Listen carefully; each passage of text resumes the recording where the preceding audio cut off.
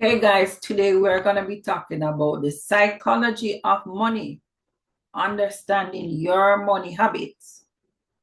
So before we get into the detail, this is Tagene from Money Coaching Services, and I'd like you to hit like and subscribe.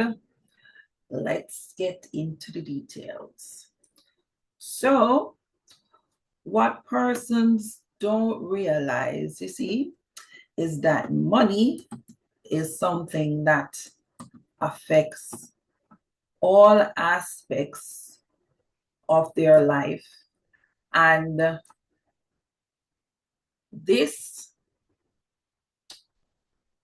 whatever you do with money, stems from what psychology you have, right? So I'm going to give you a few areas that your psychology kind of kicks in when it comes to money. So the first area we're going to talk about as it relates to the psychology of your money is your emotional influence. Now you have some people that the influence is different from one person to the other, right?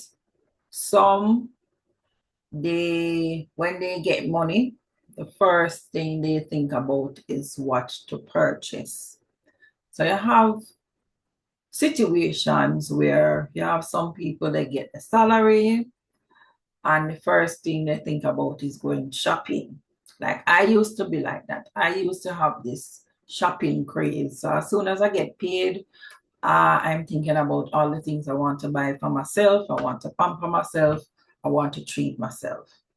All right. You have some people, when they think about money, they see money as wealth in the sense that they can buy all the food that they want. Some people would say they're a foodie, right? So they get joy from eating different types of food and whatever. Now,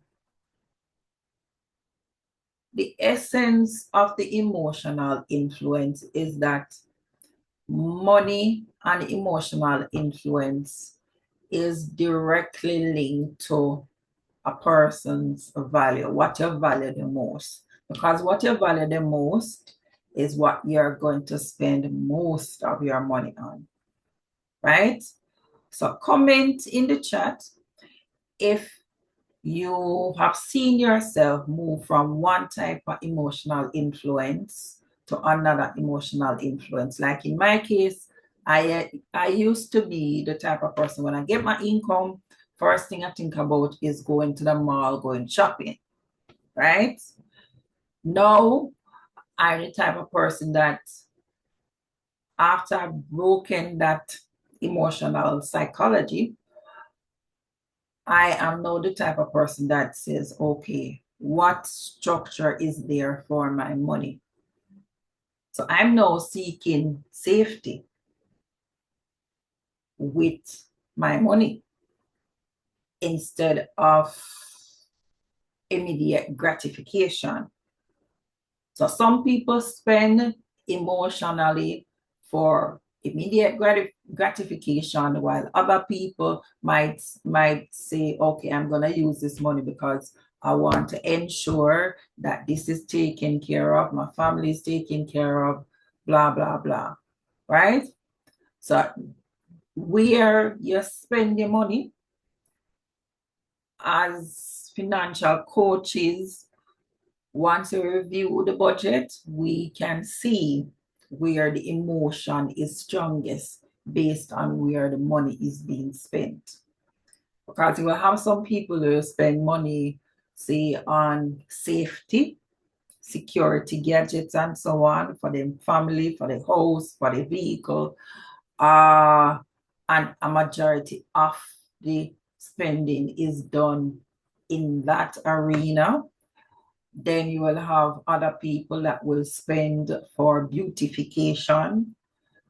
So the emotional influence is in that arena. We'll have others who spend where education is their most prominent emotional influence. So there is where they'll spend, you'll see a lot of spending in those areas above what is a normal spending for the average person. All right. So comments in the chat, what is your emotional spending? Is it that you need immediate gratification? You need to buy something for yourself as soon as you get paid. You need to buy something to make you feel, well, it could be to make you feel better about yourself. It make you feel that you have done a hard work, you've done well at work, and you feel like you're rewarding yourself. Or is it that you have things that you're working towards, so the emotion is going towards those things that you're working towards? All right. So number 2, so the psychology of money is more on the behavior side than the knowledge side, because there are many persons who know what to do, meaning the basic, simple steps of finance, like budget, save, don't take a lot of loans and credit cards, and plan for your future, right? Most people know those things. All right. But behavior now usually overrides the knowledge, right? So if you have a behavior that is in line with the knowledge, then thumbs up. Things are working out well for you. So that means your behavior, your discipline, it is the disciplines, people. It is the things that you practice that makes the difference, right? So if you practice not budgeting, then you're going to have a situation that you don't know where your money is going. And this is not only for persons who have a low income. You have persons earning 500,000 per month, and they don't have a clear idea of where their money is going. You have persons earning 700,000, 1 million per month, and they don't have a clear idea of where their money is going because they don't have a budget. They don't budget, right? So behavior is a key component when it comes to your money. All right, so the discipline of having a budget, the discipline of creating an emergency fund, which is 3 to 6 months of your monthly expenses. That is what you should save. The discipline not to take on too much loans, too much credit cards, because the more loans and credit cards you take on, you're going to feel overwhelmed and you're going to feel stressed out when something changes in your budget and you are not able to make the payments to these loans and credit cards. It's going to stress you out. So less is best. Okay? All right. And as it relates to planning for the future, most people that lack the financial discipline also, you don't see them talking about planning for the future. They don't do a lot of projecting in the future what the next 3 years is going to look like. What do I want to achieve financially for the next 3 to 5 years? Most people think about next month, 30 days, right? So the more you can kind of reel in yourself and the emotions of Well, basically, just think about what it is that you want your money to do for you. And what are the vehicles, the avenues to get it done. Because sometimes it don't have to be manually done by you.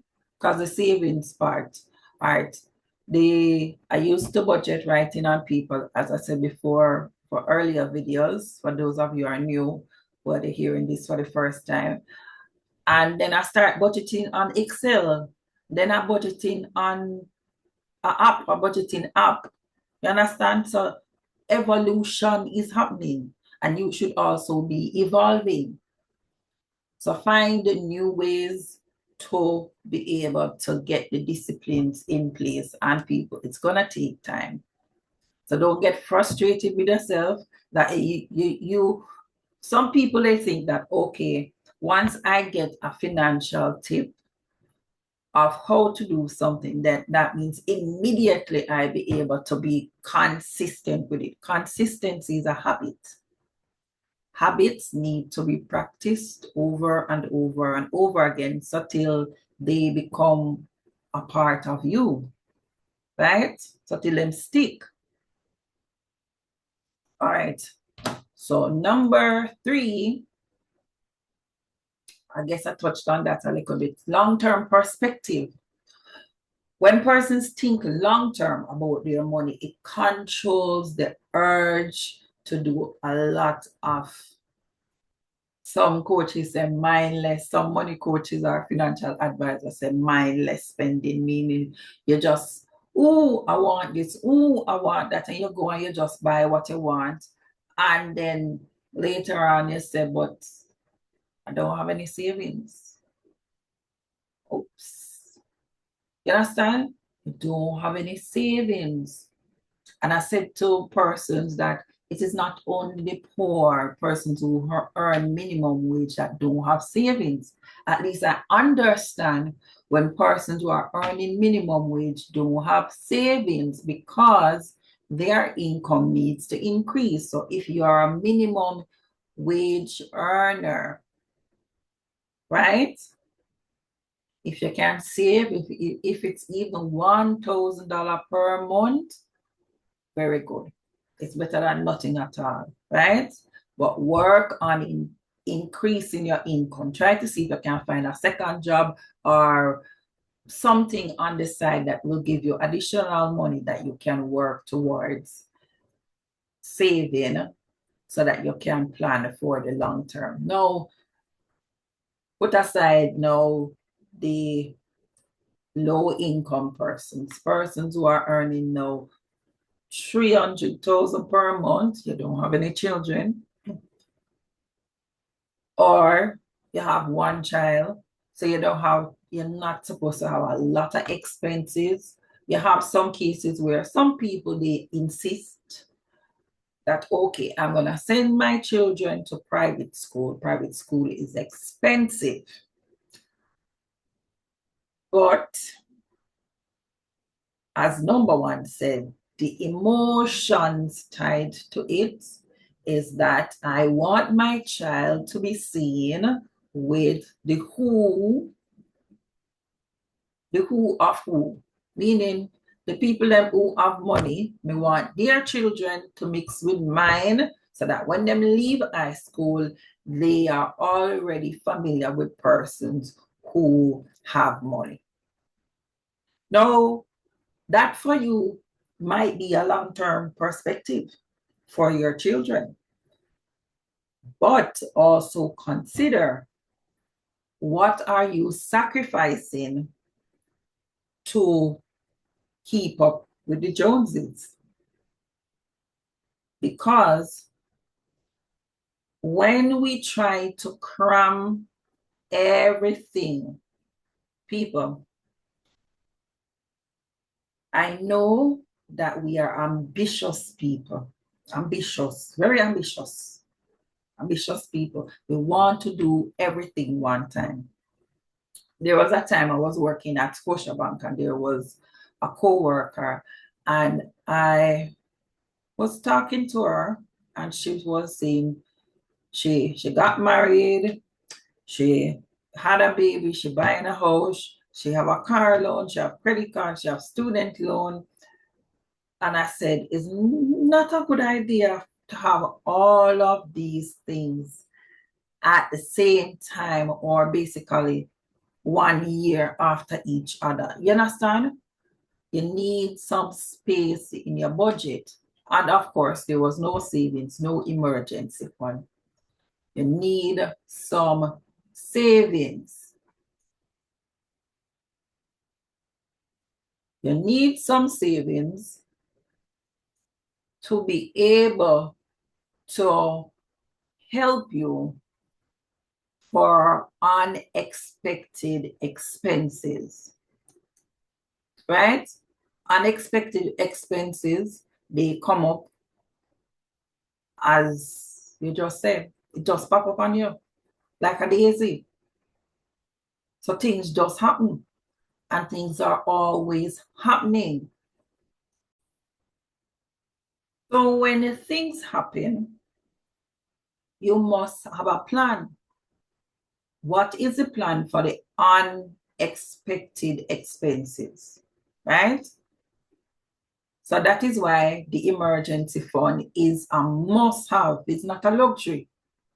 It is a must-have because it helps you financially instead of you depending on the bank or other financial institutions, where as soon as something come up, you run and you go to the bank.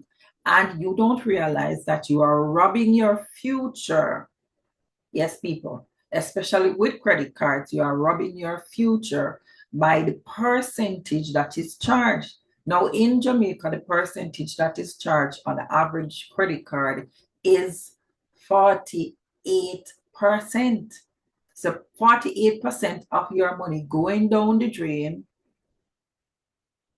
if you're not paying off the full balance each month, which sometimes you're not able to pay off the full balance each month because some credit cards that you take are above your income. The limit that you have on your cards are above the income.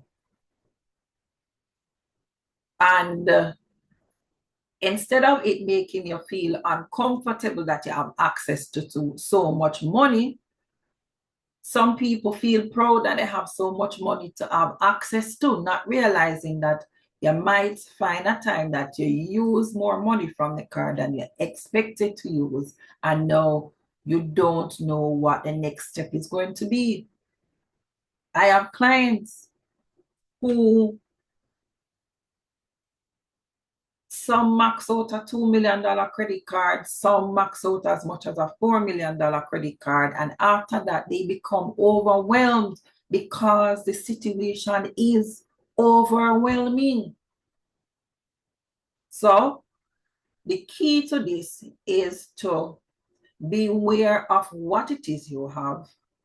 And if in case something should happen, you can say, all right, your credit cards should not be higher than your salary as a little guide. You understand? So you have less stress to deal with. Okay, people? All right, so let me know if you have a challenge with your credit card. Credit card is a challenge for you because a lot of people are facing this credit card challenge, and it is taking over like a storm. Credit card is based on what I've seen in Jamaica, is the number one debt, the number one type of debt that is stressing people out left, right, and center. From the person who earning $1 million per month to the person who earning 200,000 per month. Once the credit card has been maxed out and you don't know how you're going to pay it off, here comes the stress. Here comes the stress, right? So when you think of money from a long-term perspective, then it helps you to reel in back your emotions and say, no, Taj, this, what we used to do before, this spending every minute, you're gonna put some purpose to your money. And like you have your emergency fund, that is a purpose. So you know you spend the money from that when you have an emergency, right? You have an account for insurance, like you have life insurance, or you have house insurance and car insurance. You make one account and you save the money towards it. Now you can divide the annual premium, if you're using the annual premium for like the house and the car, by 12 to get a monthly amount that you should be saving towards these things, instead of you going to the bank to get the money, because they're charging you interest. The money is not free, right? So get used to not having 5 loans or 7 loans and so on. Reel them down. Even if you have that. I've had a client that had 14 payday loans. 14 payday loans, 2 staff loans, and I think it was 2 credit cards. That is too much. Too much. Too much. So I'm not judging the situation. What I'm saying is that the more you have, the more loans and credit cards you have, as soon as something changes in your life that brings on more expense, it's gonna be more stressful for you. You're not gonna be able to sleep properly. You're not gonna be able to, because your mind in your sleep, the subconscious is very funny. The subconscious is trying to figure out, oh, how am I gonna pay off that credit card? How am I gonna pay off that loan? How soon will I get paid? And all, so you're not even present.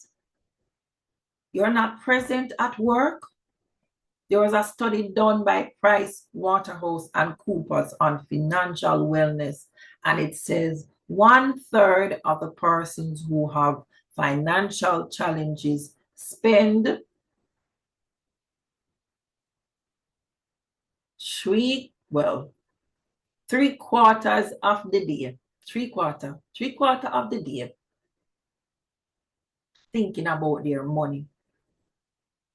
They call in sick the most because some of them are actually sick. Some people are sick. You get high blood pressure and all kind of something because you're worrying more, you're stressed more, and the body doesn't do well when you're under constant stress. So it manifests now in health issues. So some people don't know, even your bosses don't know that, or they're not sure.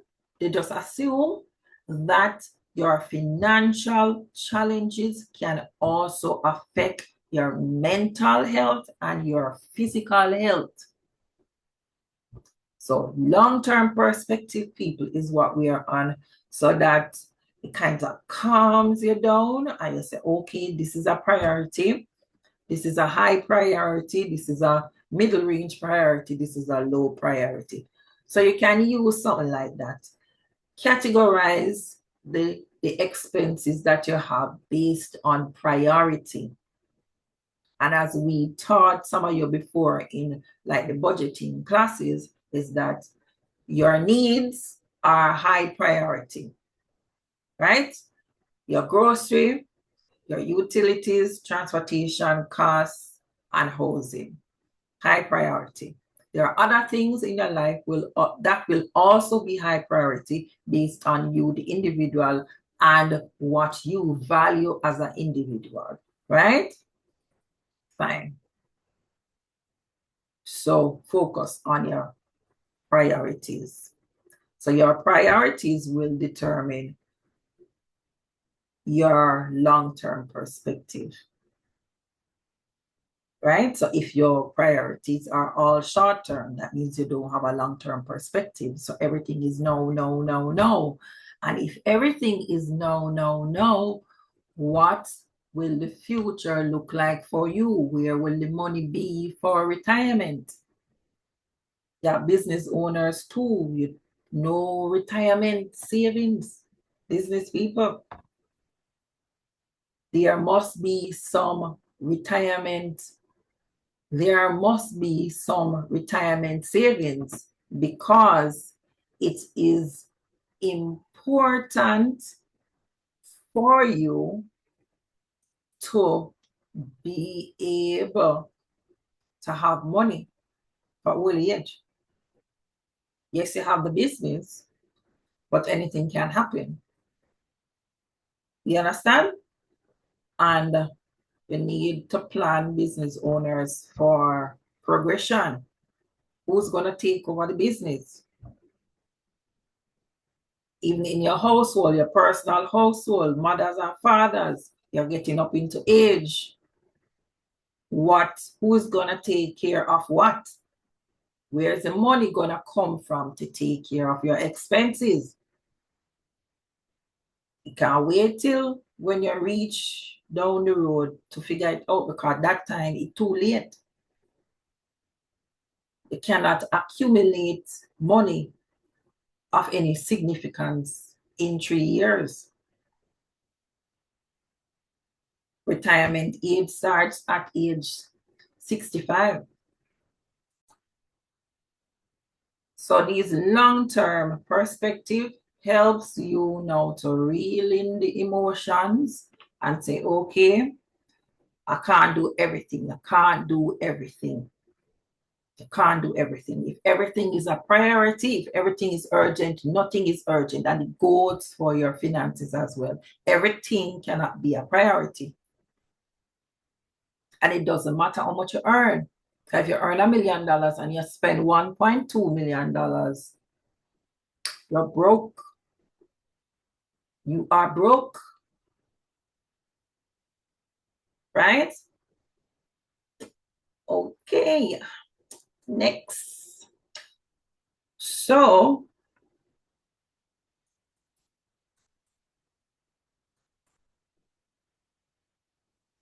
number 4, the role of luck.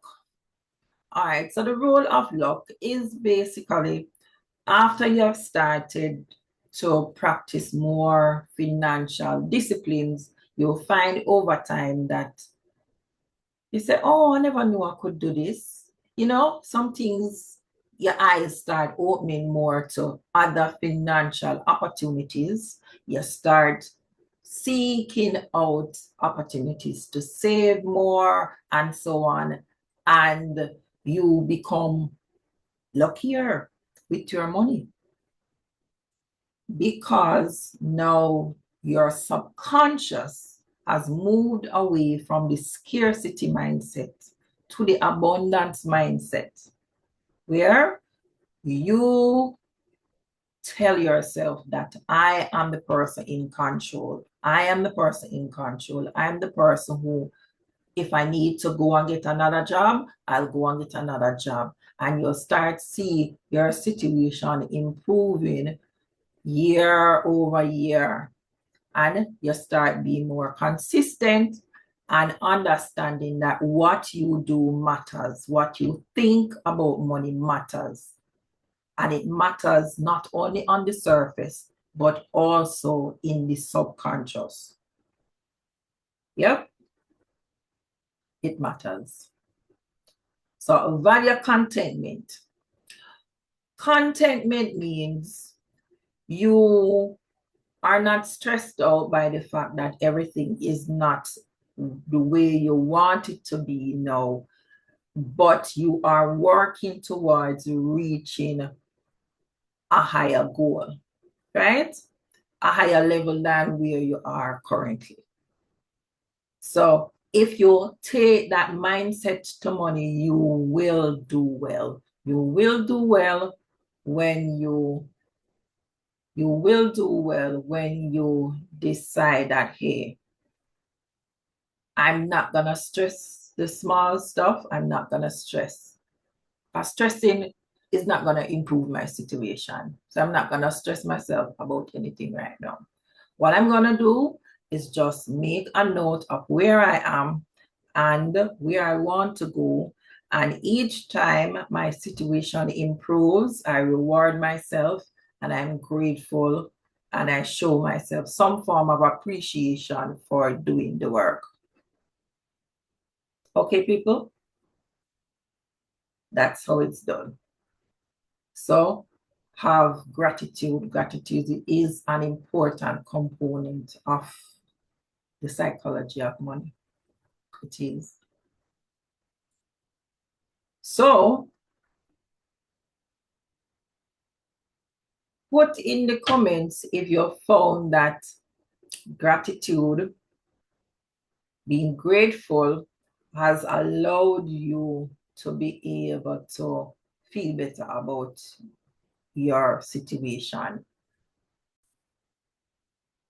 So gratitude is a key component to abundance, money, psychology, because when you are grateful, gratitude allows you to feel less stress. And I don't know about you, but when I am planning, when I'm building my financial plan for my future, or building any type of plan, solving any type of problem, when I am stressed, I don't do well planning. The mind don't like confusion. So you have to calm your mind. The mind has to be calm to plan. So it working on people. So gratitude allows you to get this spirit of calm. Yes, calm. Calm yourself. Pray. Look for things in your life that you are grateful for. Look for people you can help. That is a part of the money mindset. That is a part of the psychology of money. People, it's not all about you. It is a we thing. Because you will realize that once you start accumulating money, when you reach to a certain point of accumulating money, in order to get to the next level, you will need the help of others. So you need to be a friend before you need a friend.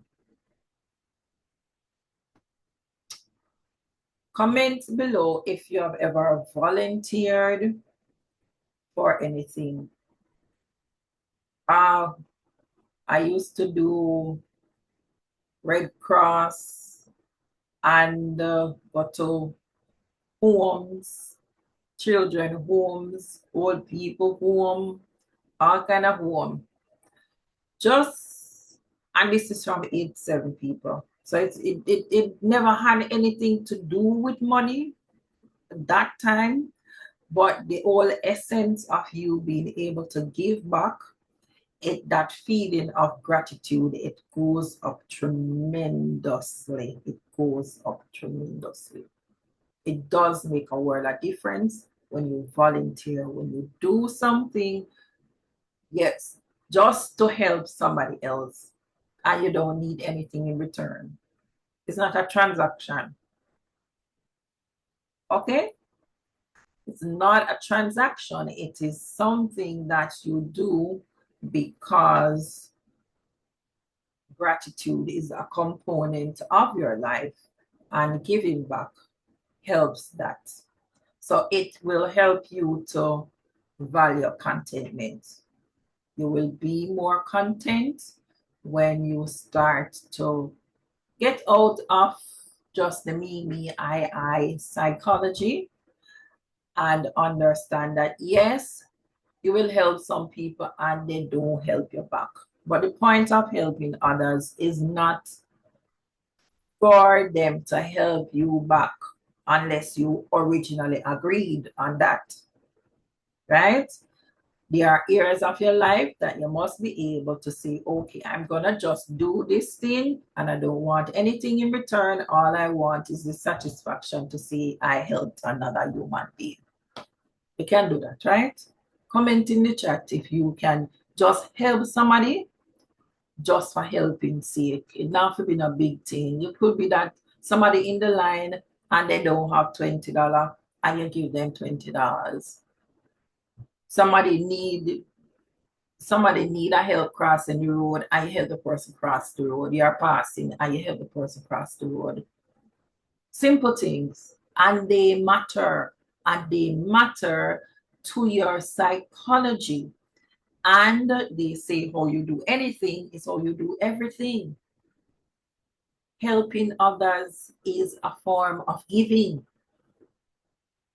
right? And when you understand the power of gratitude, you will realize that contentment is easier for the gracious. So you won't be stressing yourself over who has what. Number 6,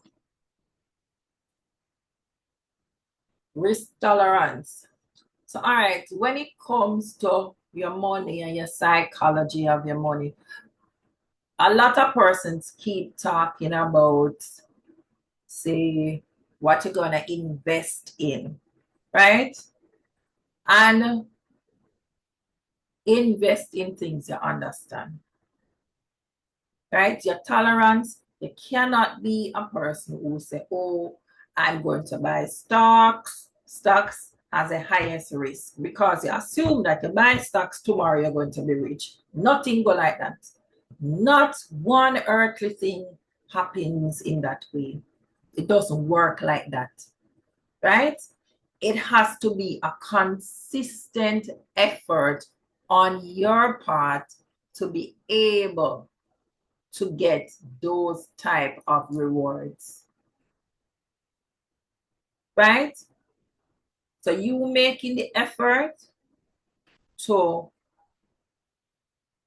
look at your situation, or you ask for an assessment of your situation so that you can make a clear decision as what is the best option for you right now based on your current situation, not the situation that you hope you had. Because some of you are making decisions based on financial positions that you are not yet there. You're not dead there, right? So certain things must be in place. You're building a house, you need a foundation. The foundation for your house is your emergency fund. Now, the material that goes into building the house is your income, people. And as the house gets bigger, you start to put things in place that protect what you're building. So ask yourself, how am I protecting the things that I currently have in my life? How am I protecting these things? Because that also affects your money. Because if you're worried about things that are in your life that are not protected, then people, that psychology also comes over into your money. That fear. So some people are from one spectrum to the next. They are filled with fear. They can't make a decision to save their life. What is for breakfast? They can't make that decision just with a snap. And other people are youthfully exuberant. Youthfully exuberant, where they think that everything they touch turns to gold immediately. And that's all I'm going to say on that. Yes, I don't want to hurt nobody's feelings. Yep. But what I'm saying is that you need to do a proper assessment. And if you think you are not objective enough to do that assessment, then ask for help. We can do an assessment for you. Free assessment, but if you need us to customize anything for you, then we're gonna charge you. Okay? All right, so your risk, you have to know what your risk tolerance is. Now, a person who is younger is more likely going to have a higher risk tolerance, because if anything should go wrong with any investment or so on that they will have time to recover people. So that is what the risk tolerance means, right? To make it simple. Will you be able to recover in time? So the more time you have, young people, risk tolerance usually very high. The older you get, you should be thinking about protecting what you currently have and growing it conservatively. Conservatively means you just want to know that your principal is protecting and you're getting some interest. You're not interested in a big interest to become no millionaire overnight, because you are afraid that you're going to lose it. And when you're close to age 60 and you don't have a lot of assets, you don't own a house, you don't own any property, and they are paid off. So not there, they are paid off, mortgage paid off. By age 45, there are things you should have, financial goals that you should have reached. No, it's just a guide. So your house should be one, you should have paid off your house by age 45 or in your 40s. Or some people don't start yet, right? And the psychology of money says building assets is a very important part of this whole money management process. Okay, people? Yeah, so put in the comments what age you got your first mortgage, right? That is important. It is important that you are planning for your future. You are looking ahead. Looking ahead is a psychology of a person who is positive, right? Not only positive, but you are putting actions in place to make those goals a reality. So we want you to be able to put those goals in place and make them a reality. Right? Not just to say, oh, I'm going to write a book, and the book is going to be on how to create wealth. And that's all you have to show, words. Seriously. So most of you might know me by now, in the sense that I deal with real things. The fairy tale thing, no work for me. I am what should I say? I am the factual type of person. I go more with the facts. I go with the things I can control. Yes, that's eloquently saying it. I like things in my finances that I can control. So teach me what I can do that I don't have to depend on anybody per se. Yes, I might need to depend on one person here, one person there, but they will be the icing on the cake, and my efforts will be the cake. Yeah, I'm like that. And I am evolving psychologically to moving away from having so much hands-on in everything that I do, because that is the next level, people. You cannot micromanage wealth. You need to leverage it. And You can only leverage your wealth by getting help. So number 7 is right on time. Influence of your environment. So if you're coming from a background that money is discussed in a negative light, persons will grow up to think that something is wrong with money. There's nothing wrong with money. If something was wrong with money, then God would not have given King Solomon more. People, think about it now. Don't just digest things that people tell you. Think about it. Does this make sense based on what I've read in the Bible? Those of you who are not Christians are just using this as a reference here. So don't feel offended in any way, shape, or form. It is not meant for that. It is meant for persons to go and find out things for themselves. Yes, your grandfather used to do this thing over and over again, and then your father come and do it or your mother come and do it. That don't mean you have to do it. People, if they are not getting the results that you want, that means you should not be doing what they are doing. They say success leaves clues. So if you are not getting any clues based on your environment to get to where you want to go, that means your environment is not the right one for you to put all of your focus. So search for the environment that when you focus on it, it gives you enlightenment.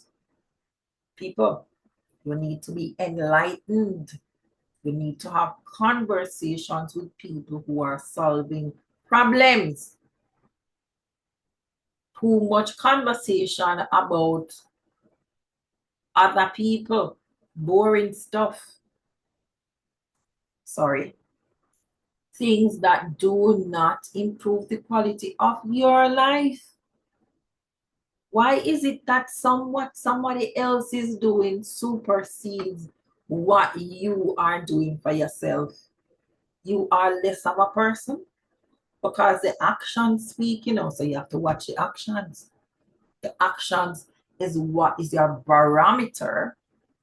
Sorry for those of you who don't understand that. It is the measurement of what the subconscious is thinking, what the subconscious feels, and the subconscious controls the psychology, people. So your environment affects your subconscious, then it affects your psychology, and your psychology affects everything. Your money, your spiritual life, your mental health, your physical health, the environment. So stay away from people who are always putting people down. Stay away from people who are not providing constructive criticism, meaning what they tell you, you cannot use it to become a better human being. People, you understand the words that are coming out of my mouth? Comment below. Tell me if you agree. Because psychology of money is deep. This is a deep topic. Very deep topic. Stay away from people that tell you or tell your children that you must like this person because they have wealth, so that if they die, you will get their wealth. Seriously. Stop indoctrinating the children with rubbish. Teach your children ambition. Teach your children, father of him own, mother of him own. Blessed is the child who has his own. And I'm preaching now. And I'm not even a pastor. Oh, but everywhere I go though, and they see me, they say, "Oh, you're a teacher." Yeah. So I'm teaching you, beware of your environment. What you focus on goes into your psychology and it affects your money and other areas of your life. Your environment. Be careful of who you allow to influence you. Be careful. So your environment and those that are in your environment affect your psychology. It affects how you feel about yourself. And how you feel about yourself is going to affect your money. So if your persons around you are telling that, oh, you must be friends with people because they have money and only because they have money. This nonsense, you need to stop preaching these things to the children. Teach the children values. Teach the children to go out and get their own, to fend for themselves. Yes, I'm not saying that if they falter in any way, shape, or form, that you will not help them. I'm not saying that. My children, I have two boys, Marcus and Alexander, and both of them know I will move heaven and earth for them. But at the same time, they must learn independence.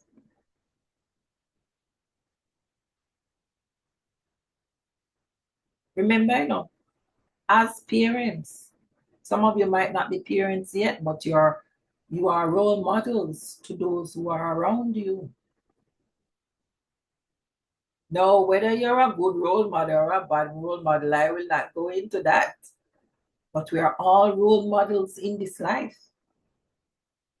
What are your actions saying about you? What are your actions saying to others that you think is an acceptable behavior in your society? And how is it influencing others subconsciously? Because you have people, I tell them, I will see people and they're trying to impress me with their house and their car. And I'm like, okay, people. But most of them don't know. My grandfather, when we used to go and visit grandfather, me and my sister used to go and visit my grandfather. I was the earliest age, I was 9 and my sister was 7, right? And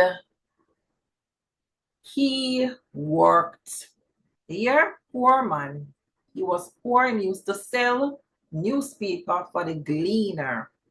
And he saved his money and invested back his money back into his business, and then had a grocery store, then had a supermarket, then have a wholesale, then have a black factory, then start building houses.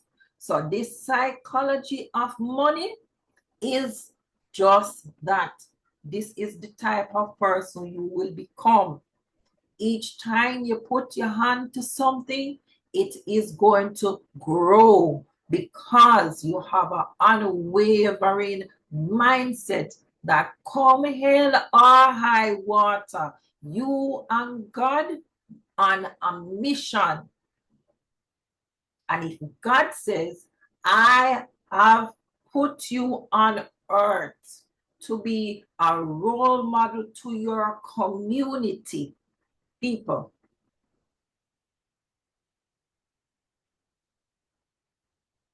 that is exactly what you should put in your psychology. Because giving multiplies.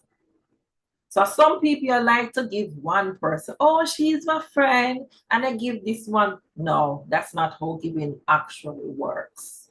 Because you're giving to receive back from the same person. You're supposed to give as you are led. You understand that? Meaning, you see a situation arise and you are so moved to assist because you want to be the type of person in the community that is building the community, building the values, building the morals, building what a good role model looks like. And this is the impact of your environment. The environment will build you or it will destroy you. Now, if you have a mindset that is stronger than your environment, then you will last longer than others. You will not have a victim mentality. Because even the Bible says, how long are you going to complain about the same situation 30 years later and you're still pining about something that happened 30 years ago? People, it affects your money. It affects the quality of your health. It affects what your life could have looked like if you're more on thinking about wisdom. What did I learn? Let me not touch on learning yet. I still have more tips as it comes to that. So next slide, people. Next. Yep. I have more things in my bag for you. Yep. So 7 was influence. Your influence and the influence of people in your environment affects your subconscious, and anything that affects your subconscious in the negative or the positive affects your psychology. And once it affects your psychology, it also affects your money. So we're going very deep in this psychology thing. You hear? I think probably I should have been a psychologist as another part of my job function. Yeah. So subconsciously, what is your deep-rooted feeling about money? Does it provide security? Or does it make you make comparisons? So number 8, the psychology of money, right? Is money something that you use as a trap for comparison? Comparing yourself to the neighbor, or the neighbor just buy a new car. Honey, we need to buy a new car. And the husband probably said, why? The one we have, okay. No, honey, we're driving this one too long. Some of you are not being honest to be said to your husband or your wife that the reason why you want to buy the newer vehicle or the bigger house is because somebody else that you have compared yourself to or with, it don't really matter to me. You, in essence, this behavior is saying that if my material goods don't value more than this other person, I am less than this person. People, stop it. Not no go so. Rubbish. So you spend your time, you spend your psychology being trapped in a cycle of comparison instead of you making a list of all these wonderful goals you want to achieve for yourself and your family and the values that you have that align with you, with your family's values, and creating the wealth from that energy. People, listen, the psychology thing and money deep in them. Deep. So if you want to create better habits with your money, comparison, leave that. The comparison that you should be doing is, Tagene, let me see what it is that you have. What have you done in the last 5 years? Let me compare it. Let me compare it. Are you working? What problems have you had in the past? Have you worked to solve those problems? No. What rewards are you getting from solving those problems?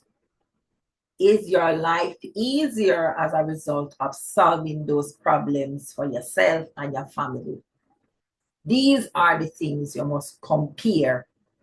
Self, previous self to present self. Previous self. Previous self to present self. People,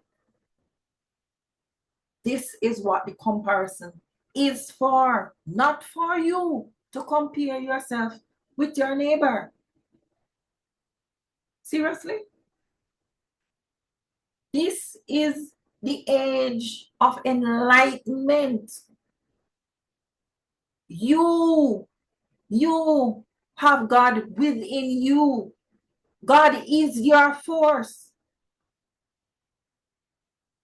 Some people behave like money is their God, but I say, how can money be my God if I am the master of money? I create money. Money cannot exist without me. Like I don't exist without God. Seriously, people?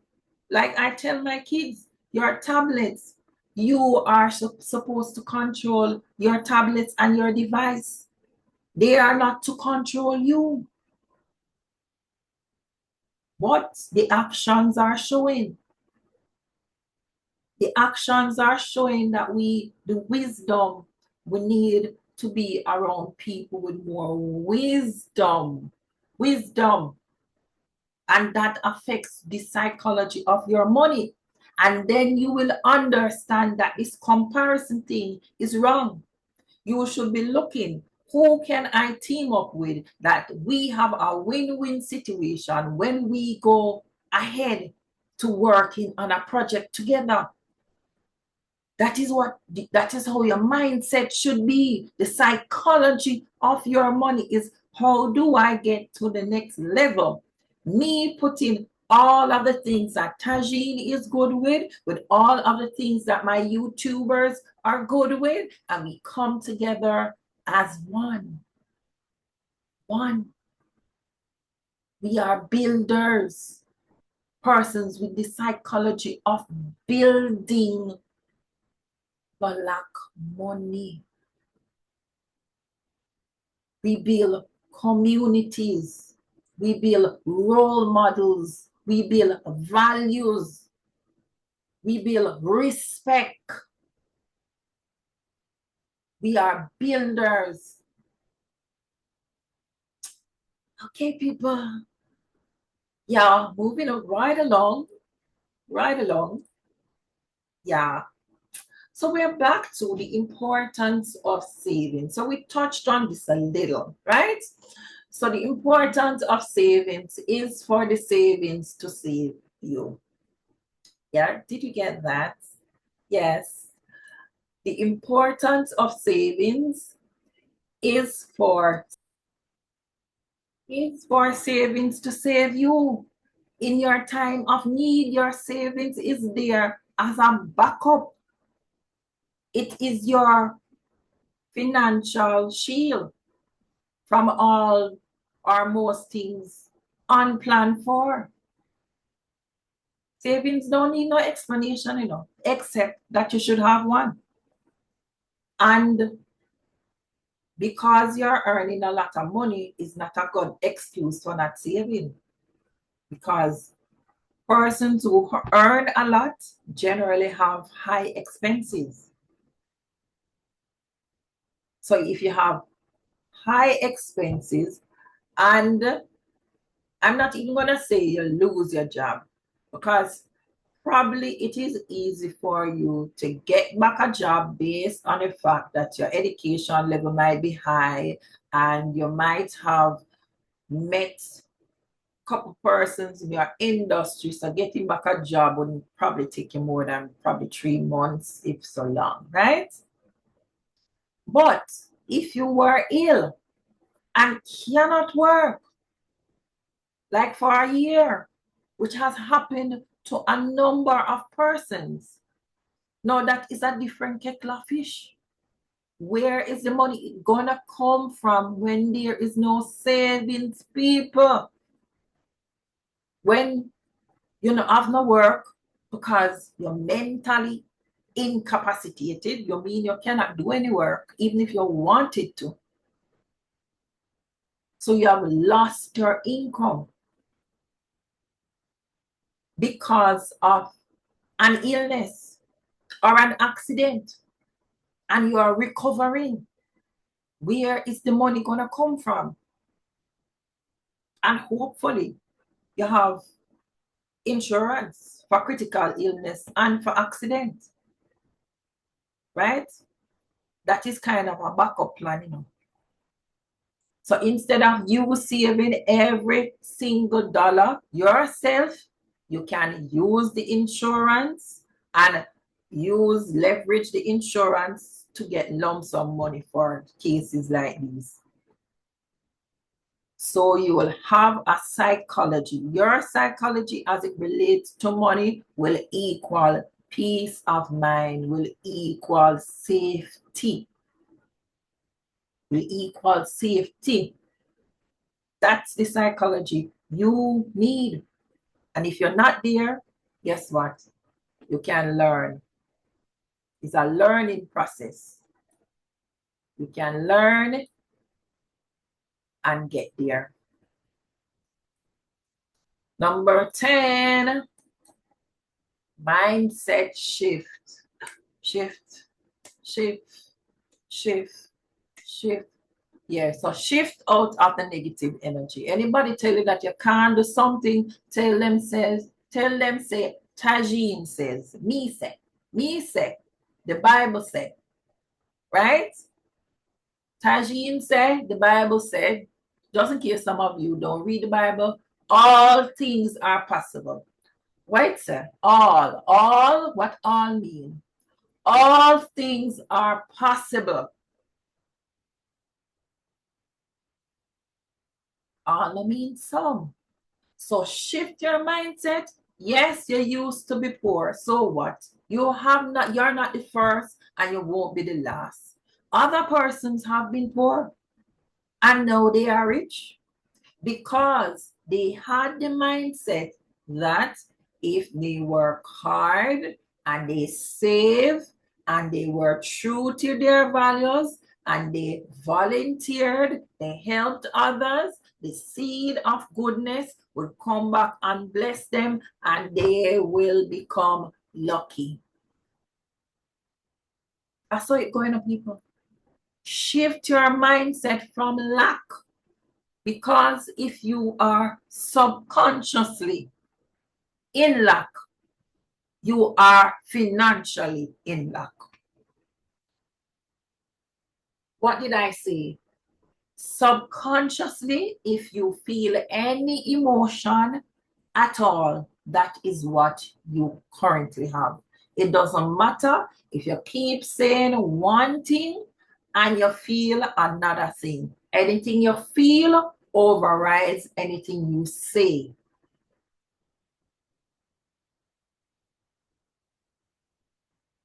Anything you feel overrides anything you say. So if you don't feel confident, your people are generally confident in things that they are good at. That's all. All right. So how you become good at something? You practice. Practice over and over again. All right. So Alexander did well in PEP and is now going to KC and got a scholarship. How? He had weak subjects, but the mindset that he had, and even Marcus, both of them, Marcus went to KC too. And the weak subjects they had, I made them work on their weak subjects. I said, listen, man, you don't need to work on your strengths, people. If you want to get good at your overall well-being faster, work on the weaknesses, work on the thing that is lagging. Business owners, you don't like to call people because you don't like to hear no. You don't like to call people and tell them about your business and your services because you don't like to hear no. But the business cannot grow without customers. So practice makes perfect. Determine what it is that you want. Make a goal, make a list of what you are working towards and channel as much energy. They say a good rule is to channel 80% of your time. How much? 80% of the working time to the goal that you're working towards. So when I was coming up with the idea of how to pay off the mortgage early, I said, okay, what am I going to do? And I look at every angle. I look at my budget. I look at the time, my husband's budget. Well, I'm now divorced, so my ex-husband's budget. Look at all the numbers. I'm going to say, okay, all right, I can switch this from there, so, and I can switch that from there. So you have to move things around. You can't expect, oh, let me give it to you this way. Albert Einstein quotes was that it is insanity for you to do the same thing over and over the same way and expect a different result. Okay, people? So guess what? So if this current mindset that you have is not serving you productively, it is not helping you to move the old Tagene to the new Tagene or a higher level Tagene, then you need to get rid of it. You need to work on yourself. You need to work on your goals. You realize a lot of this video is about self. So protect your mindset from all negative energy. Look at the results that you are getting. So 1, you're going to make a list of your goals. 2, you're going to find a way to measure your success. I don't want you to hope say you're doing good, feel say you're doing good. That alone is not enough. The subconscious needs results. The subconscious needs to see something manifested. So you're going to make a record of what you have done in the past. Then you do some work and then you're going to compare it and say, oh, you know, I did a presentation the other day and yes, it wasn't perfect, but this was good, number 1. Number 2 was good. I need to work on number 3. That is how life works, people. You work on the areas of your life that is going to get you closer to your goal the fastest. So as I was saying before, with coming up with the ideas for paying off the house, first thing I look at, all the money. Where is the money going, right? My budget, his budget. What from my budget goes to his budget? What will my income be doing? How will it be building the future so that I am closer to the wealth that I seek, right? And this is how, with that type of mindset now, this combined efforts resulted in the mortgage being paid off 17 years earlier. 25-year mortgage paid off 17 years early. This type of thing requires a mindset shift. Nobody in my family has ever done that before. Nobody I know of personally has ever done that before. You understand? So you are what we call trendsetters. Some of you are trendsetters. You are doing a new thing. So some of you, you're looking on others to say, oh, where should I go? It is within. What you're supposed to do comes from within. Meditate on God, meditate on your values. Look at the things that when you see it, you say, I don't like that. I think I wish that problem could be solved. Those problems, once you see you have a good knack for something, you do well naturally at it, and you can use it to survive. For some of us, get many talents. Yes, some of us get many talents, but work on the talents, probably one or two top talents that can help you to move to the next level of where it is you are going. Mind shift, don't go with people who not have no purpose. Mind shifting goes with purpose. What is the purpose? When purpose comes into play, then discipline follows. You will have your why. You will have something to focus on. And you will not be, you won't need to be convinced by anybody that this is the right thing for you. Oh, why you start a business? Why you this? Seriously, everybody's not the same. We all have different functions in life. We are all here to serve different purposes. So find your purpose. Your mother and your father cannot tell you what your purpose is. Sorry. You have to find that for yourself. They can guide you. What purpose comes from within and from God. So search yourself and let's get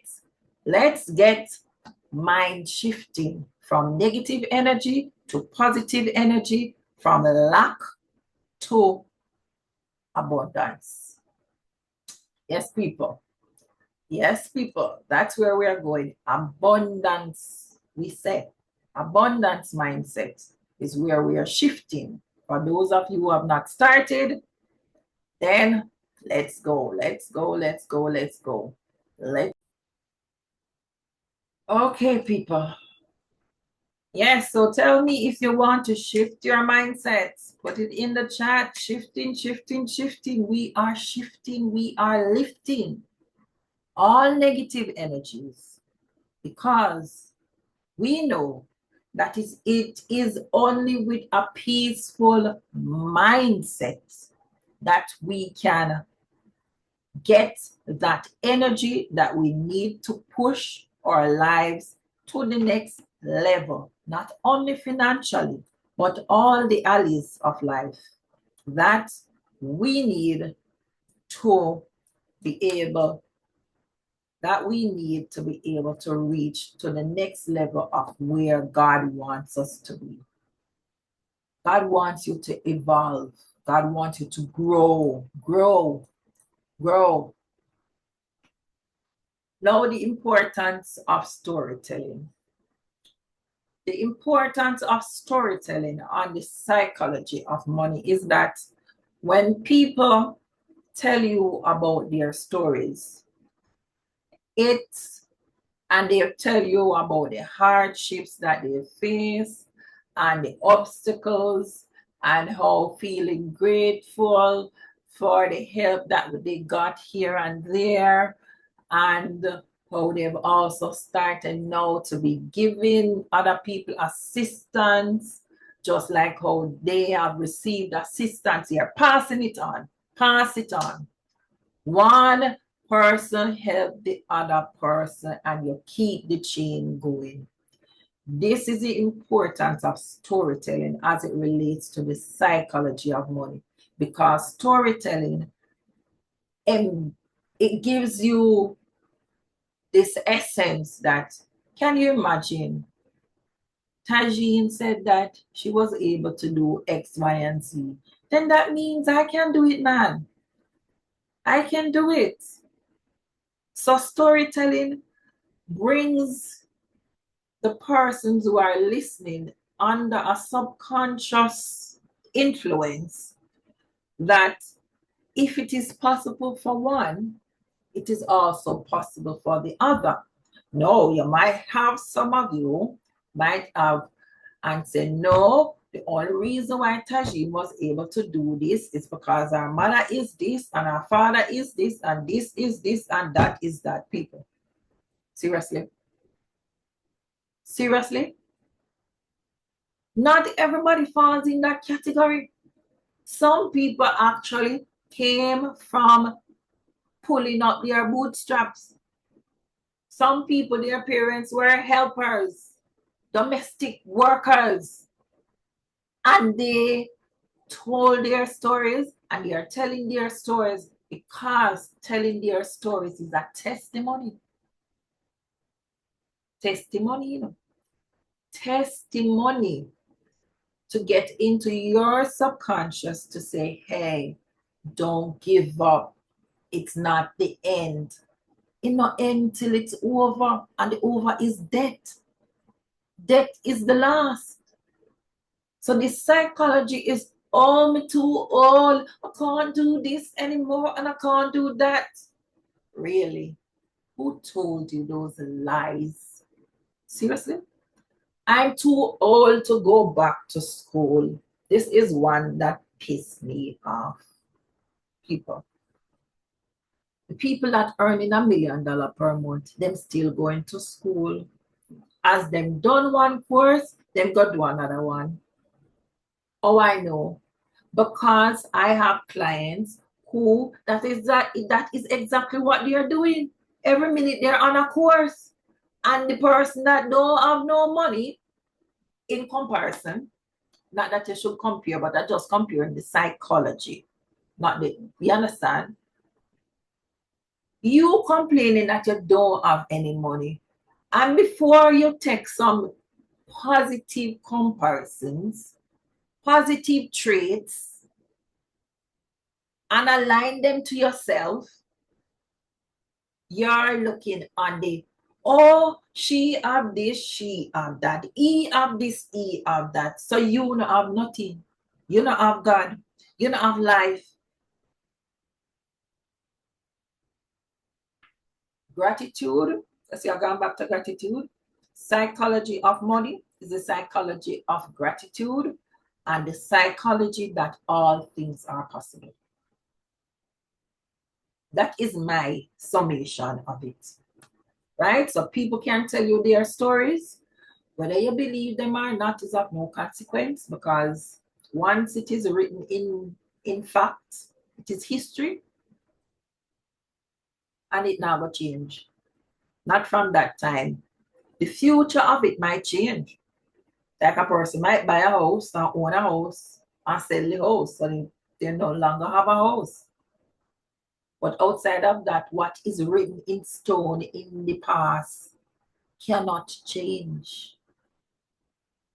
So what are you going to do about the future? Get out of the past. Come into the present. And the habits of the present will create financial independence. Habits.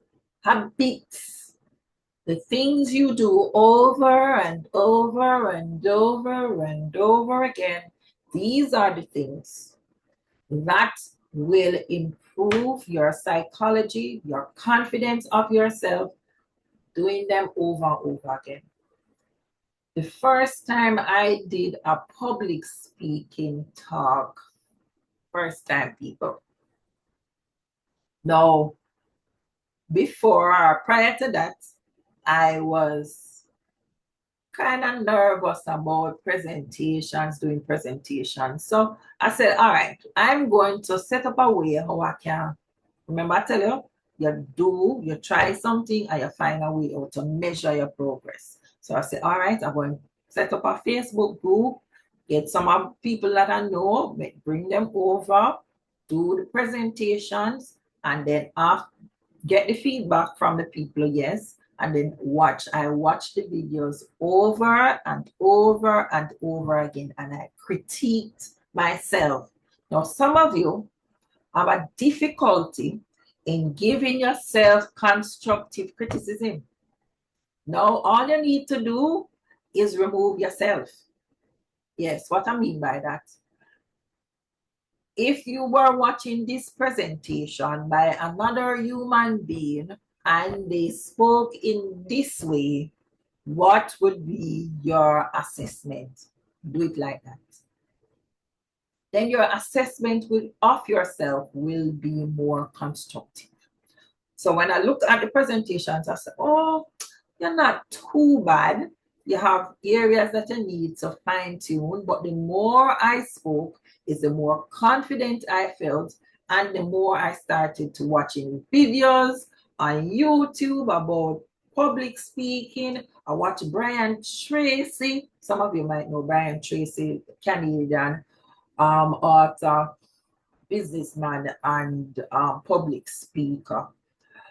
And yeah, and one of the things that Brian said was that when you're doing public speaking, they want you to do well. Nobody wants to come to a public speaking event and you don't know what to say. You're shy, you freeze. So I said, oh, okay. So that means these people are my friend. They want me to do well. So that's the psychology I put on myself. Anytime I'm going to do a public speaking, I said, okay, I'm going to be speaking to a large number of persons and they are my friends. They want me to do well. And I'm here just sharing some things that I think can help them. So we are both benefiting each other. It's a win-win. Yeah. So this is how your financial independence come, people. Work on yourself, measure your progress. Measure your progress and you shall grow. Also, start looking for areas that you can collaborate, work with others, build your name and your positive influence. And financial independence will just be a natural result. Financial independence comes from you doing the work. The work comes first. The work comes first. There is no magic pill. Well, there is. It's called work. Work smart. Follow the people who are doing the things, who are getting the results you want. Look for the people getting the results you want. And follow them. Follow them not to compare, but follow them to sharpen, to build your skill. Read the books. Read the books on the topics that you're weak. You're weak on sales, weak on presentation. Read the books, watch the videos, and start learning. And what is learning? Learning is change habits. So if your habits have not changed, you have not learned. Because if you have learned, subconsciously, your body will change to the new you. The mind will change once you are in agreement with what you have learned. It's called acceptance. Once you have accepted, then the mind will shift to the acceptance role. I'm not saying that you won't make mistakes here and there. That's called life. We not perfect. And that is the reason why I do not edit my videos. I'm not perfect and I don't want to be seen as perfect. I am Tagene, Brown McBean, and what you see is what you get. My style is not for everybody. But who gets value from it? Thank you. Thank you. If you have gotten value, that is the only thing I'm interested in. So, last but not least, the final part of the psychology of money, understanding your money habits and where you get them from. Some of them come from your family, from your friends, from your environment, from yourself, your own perception of self, your own limiting thoughts. So learn from your mistakes. Learn from your mistakes. Each time you look to become a better version of yourself, your confidence will grow. Each time you learn something new and you give it your best shot. Me never say perfect. Perfection is going to kill you. Give it your best shot, then you grade yourself. Now, as I tell my kids, that if you do a test and you get, I'm going to call a number, you get 30%. You get 30% and you do the test, another test for the same subject, and you get 40%, you have improved. So reward yourself for the increments of growth. Because I have one child that's got 30% in a test. And when it came down to the final exam, that same test, that same subject, I should say, you would not believe, because of this method, he got 100%. People, if that is not testimony, I don't know what is. So the same thing I'm teaching you, I'm also teaching my kids. Then seriously, you think I'm going to teach you and not teach my kids? No, darling, no go so. Not in my world. Yes, I teach my kids. You can be weak in an area and then become strong. And how it is done? As you move up little bit, reward yourself. Move little bit, reward yourself. Learn from your mistakes, reward yourself. Learn from your mistakes, reward yourself. And this will allow your psychology of money to get better, because now you will realize where the true power lies. It is within. Your subconscious is where your psychology of money lies. Here it is where it lies. So, as you improve on one area of your financial journey, reward yourself. As you improve on another level of your financial journey, reward yourself. People, I'm all about rewarding self and others who have gone above and beyond to help you reach to new levels of mental, physical, psychological health, not only with your money, but as it is true that one thing in life also affects another. So your subconscious affects your money. What you think subconsciously about money affects you. Right?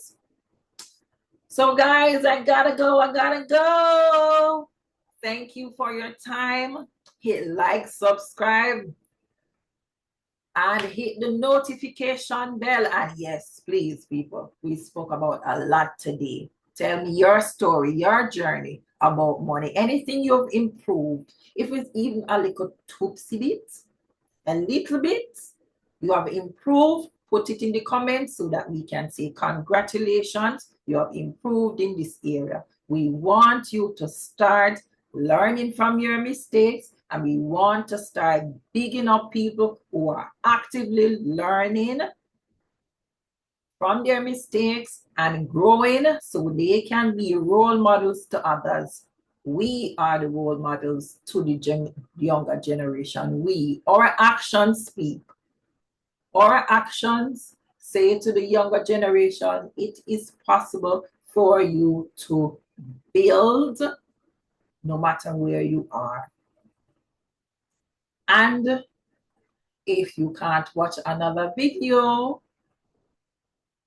bye-bye. Thank you for joining us today. This is Tagene Brown McLean of Money Coaching Services, and we spoke a lot about the psychology of money, understanding your money habits. Bye-bye.